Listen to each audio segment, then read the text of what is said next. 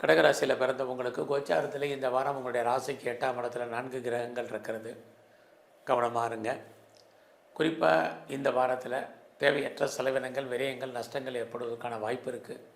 So இதை தவிர்க்கிறதுக்கு அப்பா இருந்தால் அப்பாவுக்கு செலவு பண்ணுங்கள், மனைவி இருந்தால் மனைவிக்கு செலவு பண்ணுங்கள், இல்லைனா உறவுகளுக்காக செலவு பண்ணுங்கள், இல்லை நம்முடைய தாத்தா பாட்டி இருந்தால் செலவு பண்ணுங்கள். அவர்களுக்காக செலவு பண்ணும்போது நமக்கு வரக்கூடிய தேவையற்ற செலவினங்கள் குறையும். கவர்மெண்ட் சம்மந்தப்பட்ட விஷயங்களில் எச்சரிக்கையாக இருங்க. பெருசாக யாருக்கும் கடன் கொடுக்காதீங்க, திரும்ப வர்றதுக்கான வாய்ப்பு இல்லை. ஒரு கடன் அடைக்கிறதுக்கு இன்னொரு கடன் வாங்க வேண்டி இருந்தால் கவலைப்படாதீங்க. உடல் ஆரோக்கியத்தில் ரொம்ப ரொம்ப கவனமாக இருங்க. ஏதாவது சர்ஜரி பண்ணுறதா இருந்தால் இந்த வாரம் பண்ணிடுங்க. இதெல்லாம் ரொம்ப முக்கியம். பார்ட்னர்ஷிப்போடு பிஸ்னஸ் பண்ணிங்க, பார்ட்னர் லாபம் அடைஞ்சால் இந்த வாரம் விட்டுருங்க, பிரச்சனை இல்லை. ஸோ மேரிட் லைஃப்பில் கணவன் மனைவிக்குள் சின்ன சின்ன கருத்து வேறுபாடுகள், சண்டை சச்சரவுகள் ஏற்படும். ஸோ அதில் ரொம்ப பொறுமையாகவும் நிதானமாகவும் இந்த வாரம் இருங்க.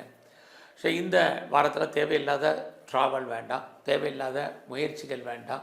உறவுகளால் நமக்கு தேவையற்ற பிரச்சனைகள், நிம்மதியற்ற சூழ்நிலைகள் இருக்குது.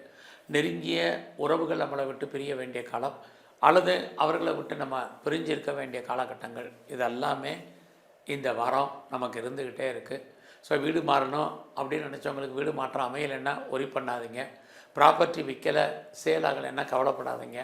கிரகங்கள் எப்பயுமே சில சமயங்கள் நல்லதையும் தீமையும் செஞ்சால் கூட தீமையிலையும் சில நன்மைகள் உங்களுக்கு உண்டு. ஸோ இந்த வாரத்தில் எதுதான் எங்களுக்கு ஃபேவரபுளாக இருக்குது அப்படின்னு நீங்கள் கேட்குறது புரியுது.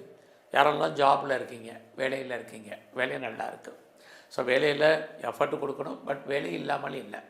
வேலையை விட்டு நான் வந்துட்டேன் அப்படிங்கிறவங்க ட்ரை பண்ணுங்கள், பெட்டர் ஜாப் இருக்குது. வெளியே விட்டு தூக்கிட்டாங்கங்கிறவங்களும் ட்ரை பண்ணுங்கள், நல்லது நடக்கும். ஸோ உங்களை பொறுத்த வரைக்கும் இந்த வாரத்தில் வேலையில் நீங்கள் மட்டும்தான் சோலாக எஃபர்ட் கொடுத்து பண்ணணும்.